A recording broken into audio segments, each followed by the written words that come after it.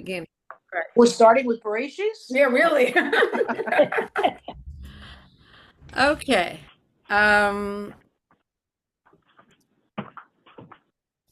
So the Hayom Yom for today, which was Wednesday, but we are already in tonight and tomorrow, but I'll just read you today's, which was the 6th of Kislev. And of course, just to say a little bit about Kislev, Kislev's a wonderful month for us Yidden. It's a month of a lot of blessings, a lot of miracles. It's a lot of dreams in this month. The Rebbe recovered from a stroke in this month. Shneir Zalman was released from prison, the author of the Tanya in this month.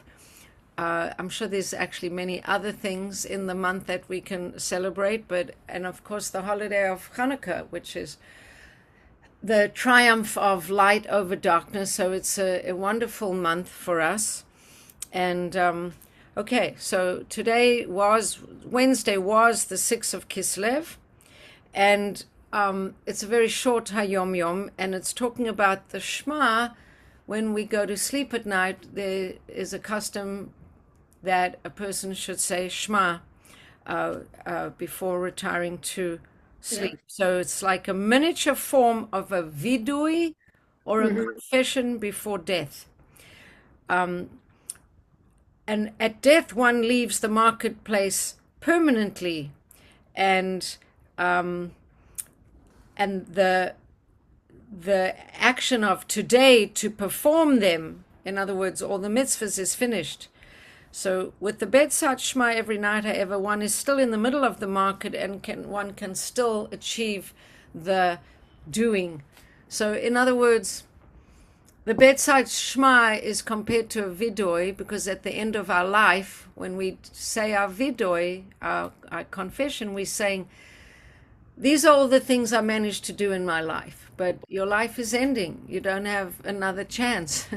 But with Shema, it's a mini vidui, but please God, you're going to wake up the next day and you're going to go back into that marketplace of action and opportunity to do things. Okay, so that was the Hayom Yom for Wednesday, and then coming into the Hayom Yom for Thursday, which is the 7th of Kislev. So when we're talking about this Hayom Yom, which is really for right now, because we're in nighttime already, we have the background of this whole dynamic that we started talking about last week with these two twins of Yakov and Esav, and Yakov having to put on or take on the hands, the active aspect of Yakov, and not only to get the bracha, mainly to get the bracha, but in getting the bracha, what Yakov does is that he takes dominion over the material world as well as dominion over the spiritual world. So last week when we said Yitzchak's eyes were dim and he didn't see clearly everything that was happening, and we spoke about all the different psychological reasons why Yitzchak's eyes may have been dim after the trauma of the Akedah, after his daughters-in-law burning incense and the smoke of that incense, or the pain of one of his children living with these idol worshippers, and he's privy to their behavior. Some part of his vision is diminished, but in any event, what Yitzchak wanted to do was to give Esav dominion of the material world and Yaakov dominion of the spiritual world. And he thought that let each of them have one aspect of the world and they'll manage that and they'll do fine. And then, as we know, and we discussed at length, Rivka said, no, that's not good. Esav is not going to use that dominion in a good way. And so what happens when Yaakov gets the bracha, actually when Esav sells Yaakov the birthright, what he gives over is not only what was inherently Yaakov's, which was dominion over the spiritual world, but then he gives him dominion over the physical world, which means that The physical world needs to be used for a purpose and used correctly for a purpose. And Rivka, with her prophetic insight, didn't think that Esav would be capable of taking the physicality and directing it for the sake, ultimately, of elevating it and connecting it to God. So when we come to this Hayom Yom for today, these themes of physicality and spirituality are playing out again.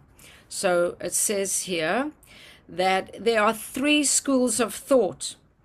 The one is the school of Musa, where there's a nullification of the material by telling us that anything material is kind of abhorrent and bodily and material and a bit repulsive. Like you want to try and be as far removed from the material world as possible. And the way it's written here is that this is the school of Musa.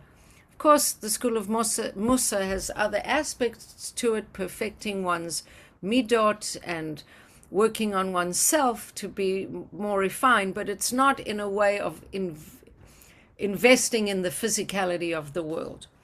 Then there's the school of philosophy, which is the school that recognizes the superiority of inner form and spirituality in character traits and intellectual pursuits, and instruction as how one can come closer to this. So this is kind of, instead of focusing on the physicality, you're focusing on the spirituality of things, the inner form and intellectual pursuits. So philosophical. And then we come to this third path, which is the path, of course, of integration, which is the path of Chassidus. And so here, the discipline of dominance of form over matter, this school actually teaches the superior quality of the material when refined. The superior quality of form, the spiritual dimension, when integrated with the material, and the superior quality of the fusion together to the point that one cannot detect where either of them begins or ends. This is really profound. So if you're contemplating which is more important, the spiritual world or the material world, Chassidus comes and it tells you that the material world is important when connected to the spiritual world, and the spiritual world is more important but when connected to the physical world. And then it says, but really, if you're truly integrated, you shouldn't be able to tell when one ends and the other begins, almost like a snake swallowing its own tail. Like, when does this physicality end and when does the spirituality begin? You shouldn't be able to tell, because your physicality should be so infused with spirituality, and your spirituality can't stay in your head. It has to come down into action, actual action, because their beginning is wedged in their end and the end in their beginning. So the beginning being things might start in the thought of God, but then they end in the material world. And they might end in the material world, but then they go back to the beginning. So you shouldn't be able to tell when one ends and the other begins. The one God created them both for one purpose, to reveal the light of holiness of his hidden power. Only both of them together will complete the perfection desired by the Creator. So this, of course, is very important, because we're going to be looking today at the experiences of Yakov. And we know that Yakov is the one forefather that represents integration of the spiritual and the material. And he also represents integration because he represents integration of what we could say chesed, which is the aspect of Avraham, mm-hmm. and the aspect of Gevura, which is Yitzchak, and then his Tiferet, he integrates. So just to give you a little bit of an explanation of what that means. So let's just talk about the fact that everything that we're doing in Torah, And the point of why we're learning Torah is that we want to involve ourselves in an activity or an action that is going to help us become more expansive. And we learned in Tanya, I don't know if Susan will remember this, but we learned in Tanya quite recently, in fact, maybe Sandra will remember also, that when you learn Torah, you actually connect to God himself in a way that even if your soul is outside of your body and you're already in Olam Haba, in Gan Eden, in the world to come, you can bathe in consciousness of divine light, but nothing will get you as close to the essence of God himself as actually grabbing onto a mitzvah. And learning Torah is a mitzvah because Torah and Hashem are one. So all of what we're saying is going to connect to how do we connect to God and a godly consciousness. So Avraham Avinu, he's the chief of kindness, and he wants to spread out the good word to everybody. It's like he's the ultimate Chabad Shaliach. I'm going to bring Torah to everyone, and I want everyone to get my newsletters, and I want everyone to come to Chabad House, and I'm going to feed everyone, and everyone can get cholent, and everyone can say brochas, and I'm just including everyone and everything. And please come to Chabad and hear the good news of Torah, and I'm going to share the good news of Torah. That's also from the upper realms down to the lower realms. That's chesed. That's like Hashem pouring a big bucket of water or a big jug of water from the heavens, pouring it down as a big act of kindness. Comes Yitzchak, and he says, okay, but that's not really my derech. And we always heard that Yitzchak is Gevura, and Yitzchak digs wells. Now, how does that manifest in reality? What does that mean to me? Like if we're talking about how to access Torah, how does Yitzchak digging wells and Yitzchak being a person of Gevura help me in understanding what Yitzchak's role is in this connecting to Torah and truth? Anyone have any idea? And hi to, sorry, because I didn't say hi to you before. Anyone have any idea? Can you repeat the question? Yes. The question is that let's say we're looking at access to Torah as a metaphor or an example of Avraham being Chesed, Yitzchak being Gevura, and Yakov being both. So Avraham wants to bring the good lessons down to everyone and almost like pour them onto people. Chesed. Come and hear Torah lectures, come here, come read the books, come get the pamphlets, get the kugel, say brochas. He's very generous and he wants to spread the good word. But Yitzchak is not chesed, he's gevura. How can that, is there any way we can understand that in relation to accessing truth and Torah? Well, if you said before that You Torah can't is, hear me, I'm on right? mute. Yeah. Torah is, Sandra's talking. Sorry, Sandra. oh, I'm sorry. I mean, water sustains life, Torah sustains life. So, right, so far. And then, And Yitzchak is very good at digging wells. So take yeah, I that. remember something about the wells. We learned it Monday night. And of course, now I can't remember what you said about the Okay, wells. it's okay. Anyone else? Susan. Well, it just comes to us thinking about Yaakov's story and how he had to work for Lavan and make a holy house and do holy things, but he worked and learned, and he worked and did mitzvahs. That maybe that's the paradigm we got to integrate it together. Absolutely correct. That's right. Yes. Okay, so Can you hear me? yeah, we'll try to talk and we'll see if you get distorted or not. Yeah, okay. No. You're getting distorted. Sorry. What is it about her? Yeah, you're getting. You know what? It could be that you're listening on an earphone because when you took it out and you stopped doing that, then we could hear you better. So if you take out your headphone and you do it differently, we might be able to hear you. Okay, so because can is that okay? You I'm still sorry. I can't. You're breaking up. Yeah, we can't hear you. I don't know what it is, sorry, but we can't hear. So I'm sorry. I'm going to have to move on. I'm really don't mean to be mean, but we can't hear you. So I'll tell you the answer, and I honestly didn't know this until this year. What Avram was good at is bringing to everyone the good word.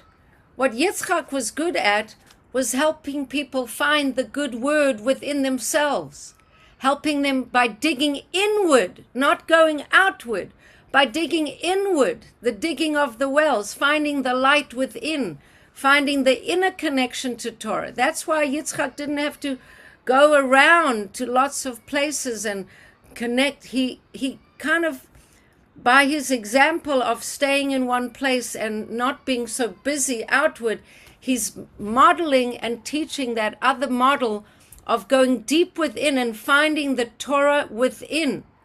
And that's the digging of the wells. It's something that I've been trying to connect to more, of this fact that we can look for Hashem out there, but then there's this other effort of going deep inside, deeper inside, the digging of the well. And so that's in a way another access point of Torah and connection, not the, I'll pour and shower down everything upon you, but I'm going to encourage you to go inward and find what's within you already and help you connect in that way. And that's how he also found his connection, by going deep in rather than lots of out. So anyway, now we're going to come into Yakov, and Yakov is the integration. And we're going to see that Yakov, so let's just go with the story quickly, and then we'll do some themes from the whole parsha, and then we'll go into a few parts in particular. So let's go like that. So he goes from Beersheba, which is where he was with his mother and his father, and where he got the bracha from his father, and he now goes to Haran. And you know what, let's, okay.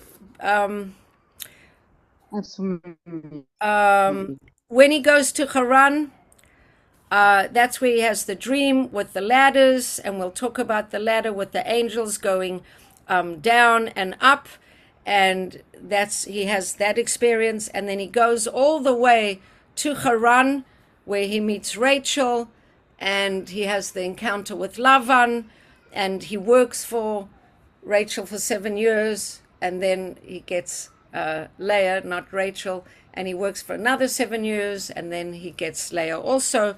And then he sets up all the 12 tribes, but because between Rachel and Leah and Bilhah and Zilpah, all the 4 wives help him give birth to the 12 tribes. And then he wants to start leaving Lavan, and Lavan has all different deals with him. And then we have the whole story with the spotted sheep and the dotted sheep and the markings on the sheep. And somehow he manages to make it that whichever way Lavan tries to play it, you'll get the spotted sheep and I'll get the plain sheep. Somehow he manages to work out that he gets a large amount of sheep, and then he leaves to go back to go home after 20 years of being with Lavan and building up his family. And then we know at the very end of the Parsha, Rachel takes her father's idol because she wants her father to do tshuva, or because we don't quite exactly, we can look into it why she takes her father's idol. But when they leave, actually in stealth, they leave Lavan after Yakov was there building up his family, and has he has 11 of the 12 tribes. He leaves to go back to Beersheba. Okay, so that's the storyline.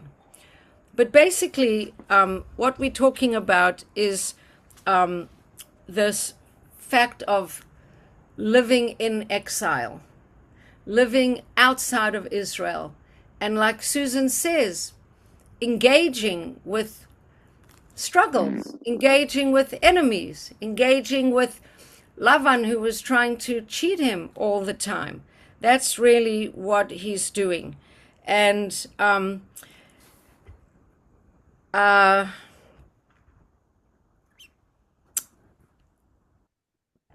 our sages actually tell us that this parsha is a metaphor for galus, for the exile. And so we're going to see how this is, it's also connected to the idea that he had to go out into the physical world, out into the struggling world, out into a place where he had to fight to articulate himself in a way. And that's how he fulfills his destiny. I want to share something from my personal life. It's funny because I shared last week's video with a friend of mine, and I spoke about a lot of things, and she listened to the whole shir, and then when she spoke to me, she said, I listened to the shir, and you spoke a lot about your grandson, and how he looks like his father. And I said so many things, but that's what stuck in her mind was what I said about my grandson looking like my son-in-law. So anyway, talking about Yakov and how Yakov has to go into the world and articulate himself.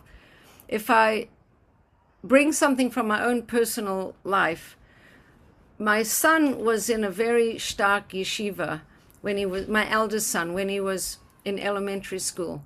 And he wasn't getting outdoors, and he wasn't doing sport, and he wasn't in nature, and he wasn't doing any of those things. And I decided to send him to scout camp, to Boy Scout camp. And there was a Jewish Orthodox group in the Boy Scouts, but it was a much different group than he was used to in yeshiva.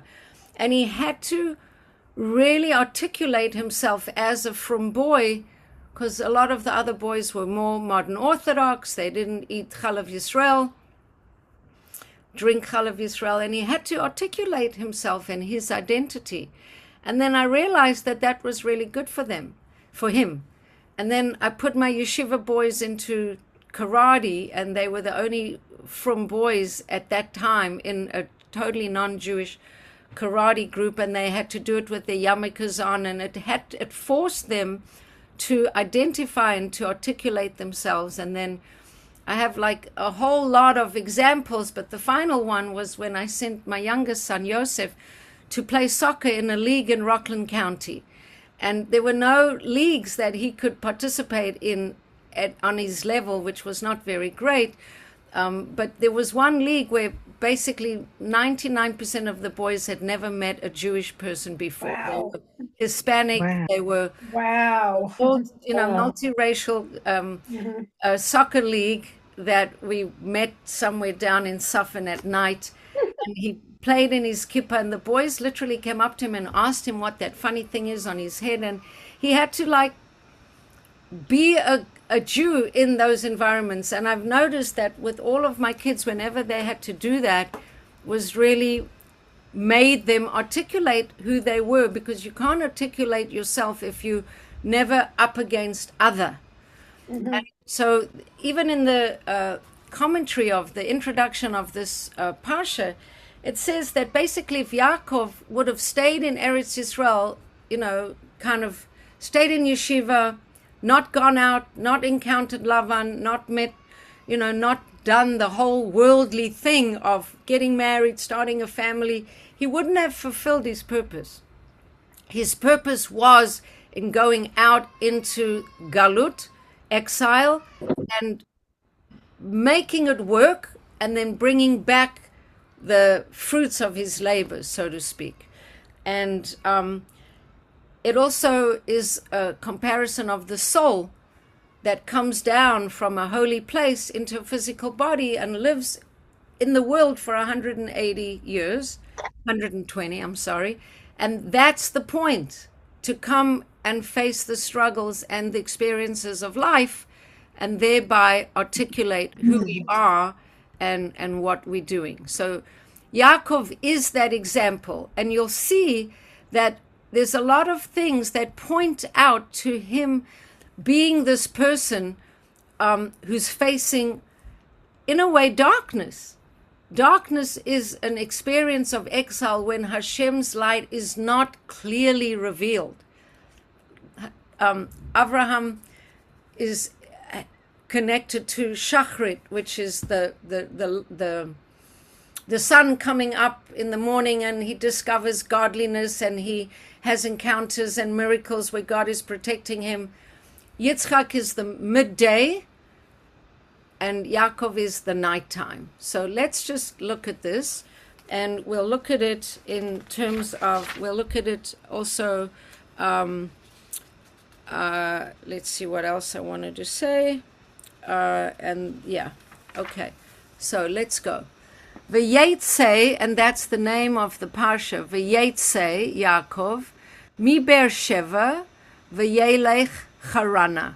So he leaves Beersheva, and Beersheva is this place. You know, Beersheva was a place where Hashem was revealed. They found water. The well that was dug in Beersheva was uncontested with Avimelech's places. And this word Haran actually means wrath. The word Harana, it means wrath. Let's see Rashi's commentary over here and see. Let's take that out. And he went to Haran. He set out for Haran. Oh, it doesn't say it in Haran. But Haran means kind of like the wrath of the world, which is an interesting thing on the wording, because we know that the word Hamas means violence and the word Haran means anger. Anyway, so he comes upon the place, V'yifga bamakom. He comes upon the place. And we don't know which place it is. It's called the place. And he spent the night there because the sun had set. V'yifga b'makom, he comes to the place. V'yelen sham, and he spends the night there. Ki va hashemesh, the sun suddenly set there unexpectedly. V'yikach ma'avnei hamakom, and he takes from the stones of that place, v'yasim roshatav, and he puts them by his head, v'yishkav b'makom hahu, and he lays down in that place. Now, we can speak a lot about just this verse and tell you a lot of things about this place. So, what is it about this place? So it says that he went to Haran, and then suddenly he comes back to a place which is not just any old place, it's the place. So which is that place, the place? The Temple Mount. Temple's going to be. It's the Temple Mount.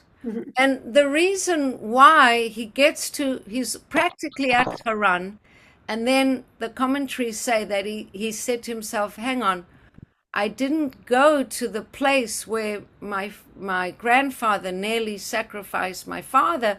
I better go back there and, offer some prayers, because that's a very important place. So he kind of goes to Haran, and then according to the commentaries, he goes back to the place, which is, as you told me, Ha-Hamoria, special place.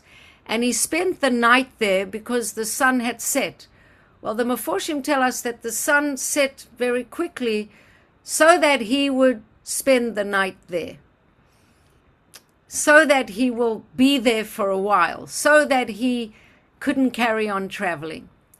And then it says he took some stones of that place and placed them around his body and head, and then lay down in that place to sleep. So what do we know about this from all your previous learnings about putting the stones around his head? And why did he do that? And what is all of the stones thing? Tell me what you know, and then I will tell you what I know. or extrapolate on what you know. Gosh, it's amazing. You learn it every year and I know, forget it and every I year. can't also for the life of me remember again what the heck. And I remember like learning it. What the heck Or was over and over again. that? I know. Well, when you say Let's it, it's think. going to go, Wait, yeah, I gotta knew think that. about this. All right. Well, I'll put you out of your misery and I'll Thank you. remind you. So he came upon that place and he spent the night there because the sun had set. And we know that the sun set miraculously so that he wouldn't continue, so that he would be there. Now it says he took some stones of that place. Now remember, where has he come back to again? Which place did he come back to? Temple Mount, is that what you're talking about? There's Hi, Ho Maria. What had happened there before? the The sacrifice. Yitzhak and sacrifice of Isaac, Ikeda. right? The Acadah. Right. And whenever our forefathers have gone through big events, what do they build? An altar. An altar. Yeah. Mhm. So I actually just learned this year that the very stones that he set were the very stones that Abraham had used to make an altar. So he took those same stones. I never heard that. That's really Wow, cool. that is, I had never never heard either. heard that before. And it's from Pirkei de Reb Eliezer, which is Pirkei de Reb Eliezer. It's Pirkei de Reb Eliezer. It's, I guess, Midrash. And he took the 12 stones, but in no, sorry, that's where does it say that he took them, that they were the stones that that had been used for the altar of his yeah. So that wasn't from Pirkei Eliezer. It was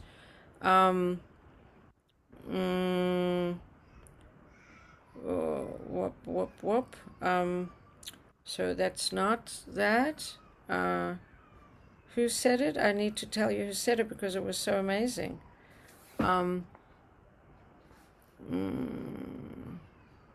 Who's crying? Yeah, you hear crying? Crying? Wow. Okay, anyway, I'm not seeing it right now. Maybe the Knicks are losing. I don't know. But anyway, okay. It's a very beautiful idea. So because that's the whole point, that he went back to being in that place. And then we learn that he put the stones around his head, and there's a lot of commentary about that. If he was trying to protect himself, why didn't he put the stones around his whole body, right? But he was trying to protect his consciousness. He was trying to protect his awareness. He was trying to protect his kind of thinking in that way. And then it says, and he lay down in that place to sleep. Now, the Midrashim tell us that he had been studying in the yeshiva of Sheman Ever, and he hadn't laid down. He hadn't really gone to sleep in 14 years. It's an interesting Midrash that he had been studying so hard that he didn't permit himself to really have a good sleep. And we also know that when he went to work for Lavan, he worked day and night. He worked in the frost. He worked in the sun. He worked day and night. He didn't really have a good sleep. But right now, he lays down completely vertical on the ground and he has a sleep. Now, I'm going to read you something from the Rebbe.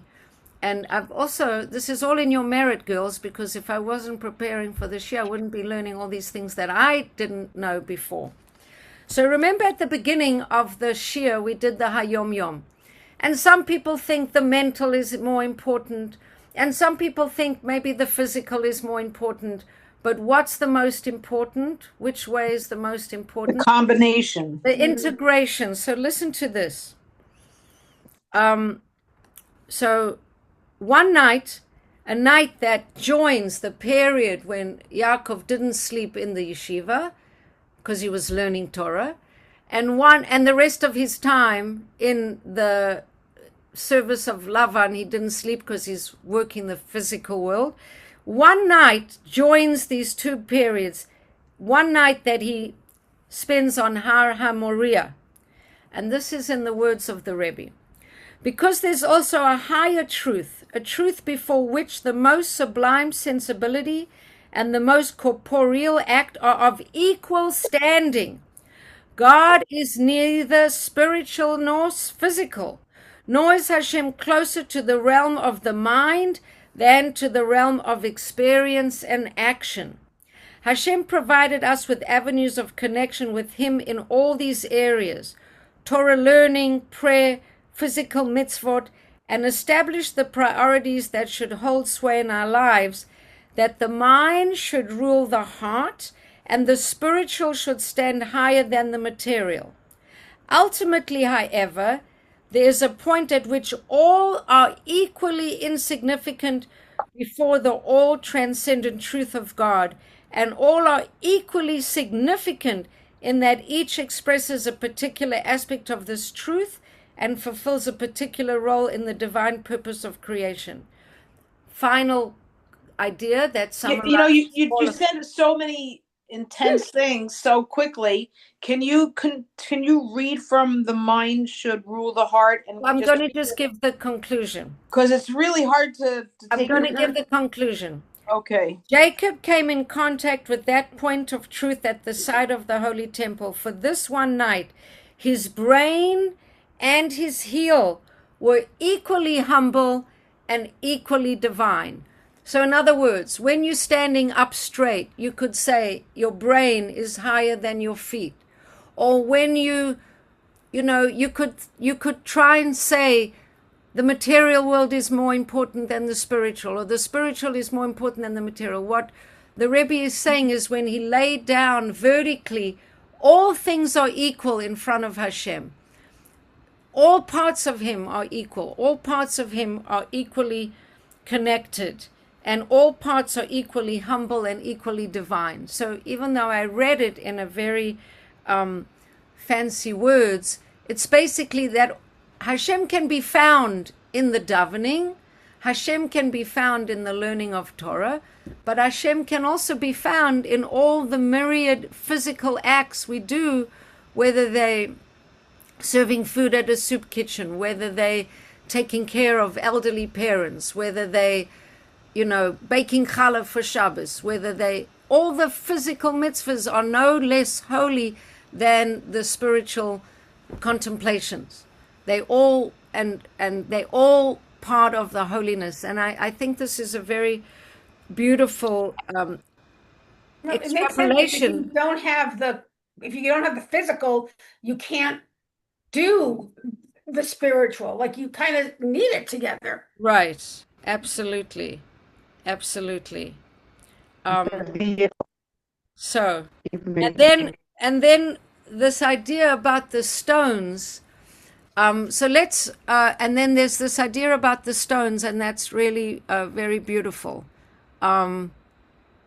Because we see that he took some stones of that place and placed them around his body and head, and he laid down in that place to sleep. And there are different midrashim that tell us a very interesting thing about these stones. Now, according to the level of midrash, everything in the world is alive. Right? Everything has a life force. Mm-hmm. And we've been learning from the Sfas Emes, which is a beautiful source, that he says it's our duty to connect to the life force in every single thing, and to connect to it, to find Hashem in every little thing. So it should come as no surprise to us that the rocks have a life force also, and the midrashim that say that the rocks were arguing who's going to have Yakov's holy head laying on it. And he took 12 rocks and he put them around his head. And then the Midrash says that when he got up, let's see if it's over here, he woke up from his dream, and then it said, and he took the stone that he had placed under his head. And not stones. The stones all got together. So they all came together. That one was saying me and the other one was saying me, and then somehow they came together. And then when he had his divine experience, which we'll talk about, he had the ladder, the dream of the ladder going up and down to God. When he woke up from that dream, he took the stone, and that all come together. So I just want to tell you a beautiful thing about this, that someone said, Reb Eliyahu Melikovsky, he says, the leadership of Israel must establish itself on the foundation of my ideology. this group of Yidden says, an outlook. For only I can provide the base for the survival and destiny of the other people, of the Jewish people. And as Yakov sets out to father the nation of Israel, he's shown a very important truth, because he sets up a monument for future generations. Only when the 12 stones of Israel are joined in unity of their common goal can they together serve as the base for the head of Israel. So I thought that is really beautiful. So, okay, so moving on. So what happens? So he has a dream, and in the dream, there's a ladder. Let's read it in Hebrew. Linda, you want to read it in Hebrew, the verse? Yeah. I'm going to try to make it a little bigger. Yeah, a little bigger, and then move. I've got to get this out of the way. Yeah, I can't. Okay. That's Yud base. This one? Yud base, yeah. Vayachalom. Okay. Yiv v'yachalom v'hinei Sulam. Sulam. Mutzav arza Rosho. V'rosho. Okay. Magia Hashamayma. Yes, This is Hashemayma. like the most famous line in Bereshit. Yes. Yeah. Magia Hashemayma. Hashamayma v'hinei And behold, Malave Elohim. Malachei. Malachei Elohim Olim V'yordim Bo. Good. Yay. So it's a beautiful, let's translate it directly from the Hebrew. V'yachalom, and he dreamed. V'hine, and behold, sulam, a ladder. Mutzav arza, standing on the ground, the feet of it, the bottom of it on the ground. V'rosho, and the head of it, magia, arriving, Hashemayma, all the way to Shemaim. V'hine, and behold, Malachei Elokim, the angels of God, Olim v'yordim bo, going up and going down on it. Yeah, it's great. It's even beautiful and rhythmic in the Hebrew in and of itself, like poetry. It's such a great, Olim. it's such a great, it's such a great metaphor. It's such a great, so I want to tell you something about dreams. Last week, I think I posted after the shir a little piece of Torah from Chaya Lester. That was so wow. Yeah, I wrote her something back that she has like no ego. She's No, so she doesn't. humble and gives over the most beautiful Torah. She really does. It's just Gives over very beautiful Torahs, but I want to tell you something else about her. She has dreams. And she's been writing about her dreams in her journals for years. yeah, she said Sometimes that. she writes about a dream in a journal, and then 5 years go by or 6 years go by, and she literally sees her dream kind of coming true. I feel like she's a little bit of a modern day prophet. So we're going to start seeing a lot of dreams. This is the first dream. And dreams are a big deal because there's a chance for prophetic connection with the higher worlds, with Hashem in these dreams. And we know that Yakov considers the dream very important. And we know that his son Yosef has dreams. And we know that Pharaoh has dreams. And we know that Yosef knew to take his dream seriously from his father. And then he took his own dream seriously. And then he took Pharaoh's dream seriously. And the power of dreams is very pronounced, and this is the first dream, and it's a kind of a prophetic experience at the same time. Before I give you the explanations and going into the dream, I just want to go back a few parshias when Abraham meets the angels, and we've talked about Abraham meeting the angels many times. And there's a discussion between Rambam, ending with a M, and Ramban, ending with a Nun. And Rambam, with the Mem, says Abraham didn't really actually entertain angels. He just had a vision of entertaining angels. And the Ramban with the Nun says, of course, the whole Torah goes into detail about him feeding them and giving them food. Of course, he saw the real angels, and there's no question about it. And they have a disagreement. The funny thing is, when Rambam, the one who says Avraham didn't really see angels, when he is teaching about the laws of having guests, Hachnasis Orchim, you know what he says? We learn from Avraham how to have guests and how to escort them out of our home when we finished entertaining our guests. We learn from Avraham and the angels. Excuse me, but aren't you the guy who says that he didn't really see real angels? This is actually what he saw in his vision. In a vision is also important, and we can learn how to treat the malachim from him experiencing those angels, even in a vision. That's how important the vision was. I think that's very cool. Mm-hmm. But anyway, okay, so let's talk about what we can talk about this ladder going and coming up and down.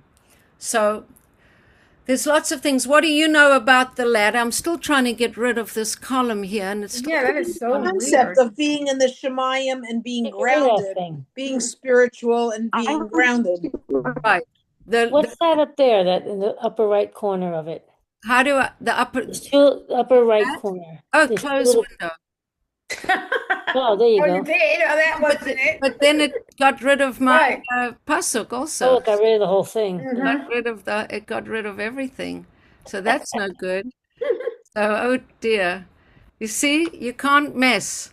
You can't mess. So now I have to, okay, so what are we going to do now? So let's go back to share, and then we're going to go stop share. Oh, that's pretty. And then I'm going to bring the pasuk back, and oh my God, it closed everything. Oh gosh. .org, and we're going to find it again. Okay, so we're going to find it again. So yeah, that wasn't such a good thing that we did. We're coming back. We know that doesn't work. We're only in the second paragraph, so we haven't gone too far. Okay, so he came to the place, he put the stones, and because the sun had set, okay, so let's so first of all, the pasuk says that he saw the angels ascending and descending. Surely he should have, if they're angels from Shemayim, how come we don't have them coming down first and then going up? How come they go up and then come down? Just a trick question. I was just going to say, it's a question with it's a matter if I know the answer. So what difference does it make? Yeah, so the answer is that there were special angels from Israel that escorted him to the border of Israel, and then they went up, and then there were new angels that would escort him when he was outside of Israel, and they came down. But this metaphor of the ladder going up and down is a metaphor for many, many things, the connection between above and below. It so happens that the word sulam, which means ladder, has the same numerical value as the word for money and the word for poverty. Wow. I think that's 136. Mammon is money and oni is poverty. What could the message of that be? He's going into a world of materialism. He's going to be struggling with Lavan to make his living, which in his case translates into how many sheep you have, sheep, how many sheep you have. What's the metaphor of going up and down? What life is. You're going to have ups and downs. You could be rich, you could be poor, you could be exactly. You can go from money to poverty, don't get attached.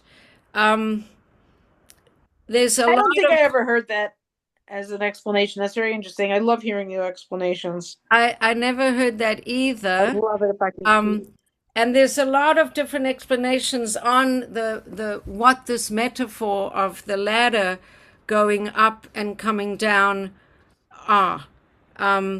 We've got the explanation that there were different that Hashem showed Yaakov the supernal minister, the angel of Bavel, going up and coming down. Then the supernal minister of Media, which is Persia, going up and coming down. The minister of Greece going up and going down. And unlike the way I've always heard it that the angel of Rome, Edom, went up and didn't come down. That's not the way it's written here. This is also Pesika de Rav Kahana. It says the minister of... Is this the Sefer that has multiple Yes. Meforshim? And what is the Sefer called again? It's called the Book of Genesis, with commentaries and insights from 500 sages and mystics. And where'd you get it? You can get it on Amazon. I think it's like $67. Something. And it's really good. You think my son-in-law might like it? It's Hebrew and English, right? Yes. I'm wondering if a bar mitzvah boy would like it.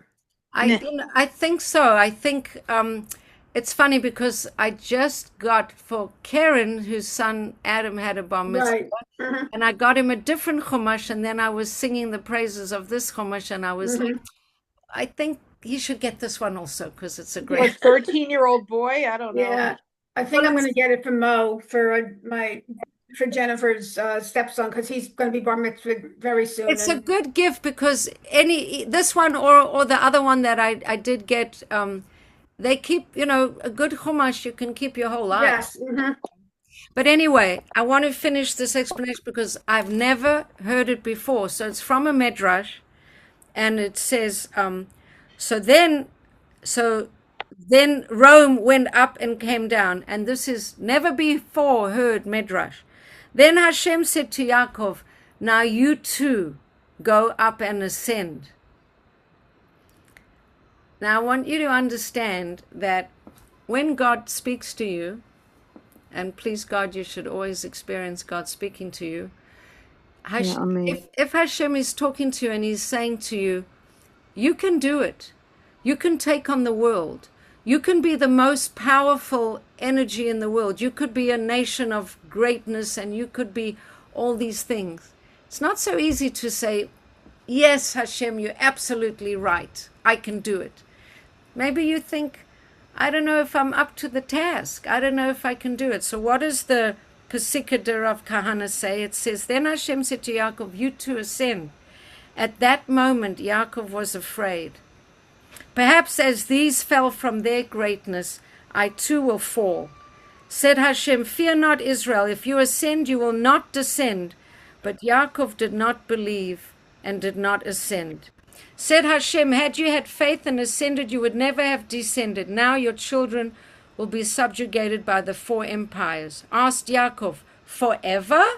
Answered Hashem, fear not, Israel, for I shall save you from afar, and your seed from the land of their captivity. There's a little bit of a sad medrash, because it seems like Yaakov had that opportunity in his hand to avoid some of the suffering, but his fear kind of got in the way, and then he was human. He was human. I mean, 5 books. That's the whole thing about our forefathers. They were still human, regardless of how great and whatever. Yeah, they still had to have some. They had to be able to relate to other humans. They were human. They still, I want to tell you a story about the Arizal in Sfas. There was one moment when the Arizal said to all of his students, I feel like there's a possibility right now for us to bring Mashiach. Come with me, and we're going to go on, I think it was the Arizal, I don't think it was the Baal Shem Tov, I think it was the Arizal. Come with me, and we're going to go on some kind of journey, and we'll go pray at some place, and we can bring the Mashiach. And one of the students said something like, I have to go and ask my wife. Arizal said, that was actually a smart answer. It's like, you blew it. Now we lost the moment, because there's a certain moment when you there's an opening, and there has to be trust and faith to go into that opening. I bet some people would say he did the right thing, Yeah. like most wives. Think about it. This medrash is a little bit contradictory to the fact that we know that in the Bris Bein HaBesarim, we already know that Avraham was at some point, and this explanation I really love, and I didn't share it with you before, and we're coming to the end. We're almost at 9 o'clock, but at some point, Avraham was given a question. And I think the reason why he was given the question was that Hashem said to him, go to the land I will show you. And what happened? He went to Eretz Israel, and he found that as soon as he got there, there was a famine, and he went right away to Mitzrayim. I don't know if that created what one of my friends, Chevrusa, said, a wound or opening, but somehow later in our history, or Avram's history, there was a certain moment when Hashem said to Avraham, there is something that you need to do, that there needs to be a tikkun for, a fixing of. Mm-hmm. Do you want suffering or do you want exile? And Avram chose exile. For the It sounds like a bris, though, a wound, mm-hmm. An opening. I don't know. Somehow the bris comes to mind. Well, we have repeating stories of, remember when we looked at the Bris Bein HaBesarim, that there were all those animals that were reminiscent of the sacrifices, and then he had a dream of the exiles. We said that's how Hashem promised him the land of Israel, through sacrifice and exile. So if Yakov over here, I don't know how much free choice he had really to avoid the exiles, but anyway, and this ladder in that he dreams of is really this connection between our world and the heavenly world. And there's a few different things that show us that, there's the ramp with the priest Kohanim going up and down the ramp to bring korbanos. There's Moshe Rabbeinu going up and down Har Sinai to receive Torah.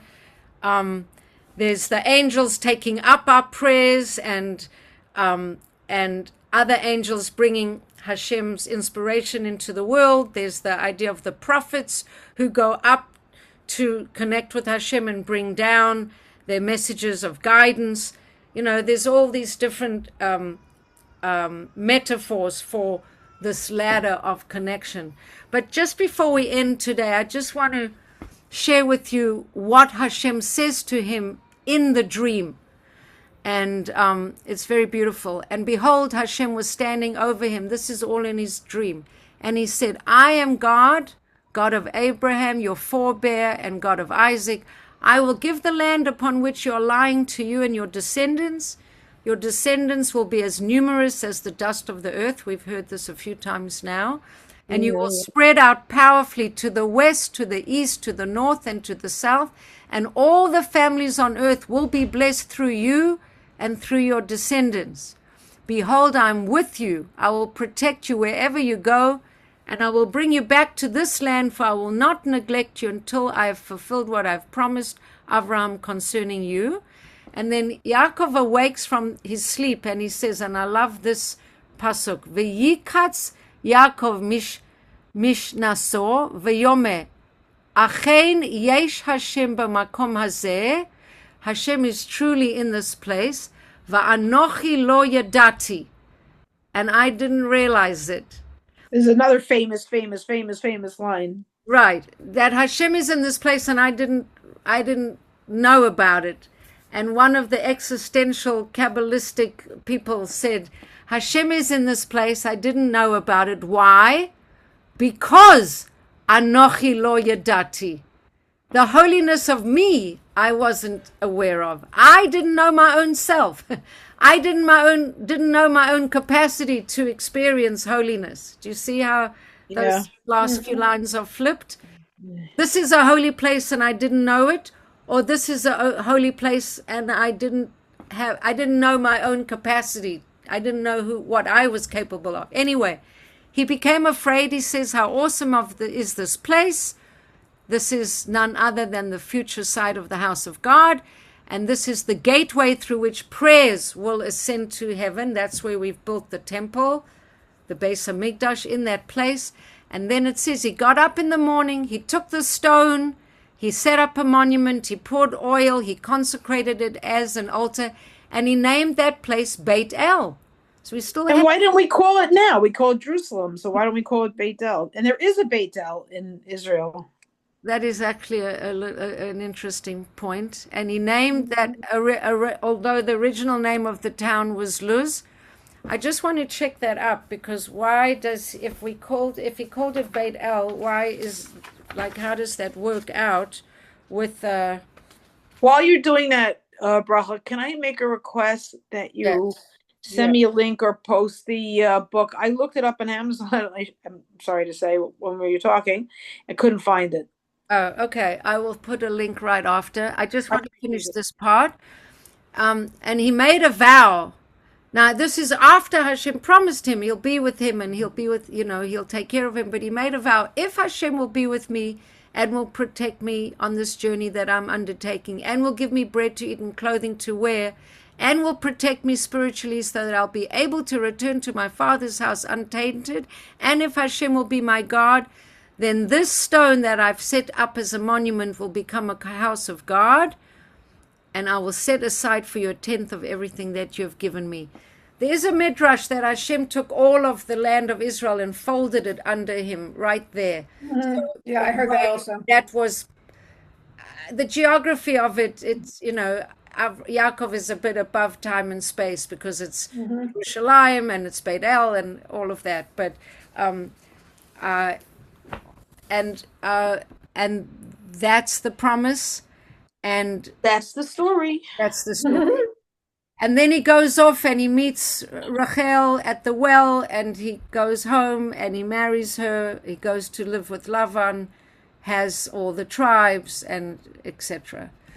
It's hard to go deeply into one part and still, cover the other parts. So, Right. You do a wonderful job of it. Yeah, absolutely. Thank you very much. Thank you Yes, very you much. do. Any other questions or comments that you want to share before we end? I'm wondering, you used to be able to hear me a while ago. I don't know why things changed. Well, right now, this moment, I could hear you. I think you found out that if you wear earphones or you connect it in some way, then it distorts. But now, at this moment that you spoke, I can hear you. I was using a Bluetooth. Okay. That's right. So when you don't use the Bluetooth, then we can hear you. Okay. But this is really the parsha with Rachel and Leah have to do a switch. Yeah. This is the parsha of Rachel and Leah, but yeah. If we had 4 parsha shiurim every week, we could do right topics, but we started with the main ones about Yakov and the darkness and the galut and the integration of physical and spiritual and all of that. Monday night she did the split, the switching. The switching. When you hear it, it was really great. I'll just tell you something quickly. I'll just tell you something quickly about Rachel and Rachel, that the plan was that Rachel would marry Yakov, and they would take care of the spiritual things, and Esav would marry Leah. When Esav sold the brocha to Yaakov now has Esav's role and Yaakov his own role.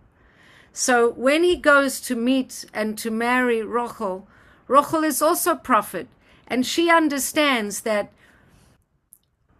Leah was supposed to marry Esav, but Esav didn't get the bracha, and so Yaakov got the bracha. So now Rachel, this is also what I learned today in merit of this class. Rachel was in on the deception because she understood that Yaakov had to marry Leah and Rachel, because he had to have domain over the physical and the spiritual. He had to integrate, and he had to marry both of them so that they could have the full, that in order for all the 12 tribes to come, they needed the spirituality of Rachel, and the practicality and the more kind of good deeds and, functioning in this world of Leah, and the transcendence of Rachel, and that Rachel herself understood that, and that's why she allowed the deception to happen and for Yakov to marry Leah as well, because she understood that when Yakov got the bracha, it meant that he had to take on the whole gamut of what that was going to be, and he had to carry both of those kind of complementary ways of serving Hashem through Leah and through Rachel, and then through each of their maidservants as well. And so Rachel understood that, and so Rachel participated in. Yeah, then she there's gave a her the whole sign. She gave her sister the signs. right, but But that you she know did what? it I thought she just did it so her sister wouldn't be embarrassed, and That's what I thought too. understand that she did it because it was part of this higher goal of this integration, that it had to be both of them, That's wild. and that that she, Yaakov had yeah. to kind of carry them both, which is big shoulders, but he does it because he has the But you know capacity what? to do it. I learned a long time ago that Leah cried and cried and cried. She knew that she was supposed to marry Esav, and she cried and cried so much she changed her mazel. So that also has to fit into the formula. Right, right. I'm sure all her prayers didn't go in vain. Unanswered. Yeah, No, well, that's why she ended up not being with Esav. Right. Another reason that's part Right. of the whole. right. So these are archetypal stories, they're metaphorical stories, they're practical stories, they're real stories, they're a little bit soap opera stories, they're all of the above. And this is the foundation of our people and our complexity of all these multifaceted aspects. But Yaakov is the only one. Yaakov is the person who manages to contain all of this diversity and Right. bring in the 12 tribes. So that's pretty awesome. Well, Anyway, okay, to be continued. Thank you so much. thank you. Thank Night, you, night, Dr. Love. everyone. Night. Thank you for listening. everybody. Thank you for coming. Bye. Thank Thank you. Thank you. you.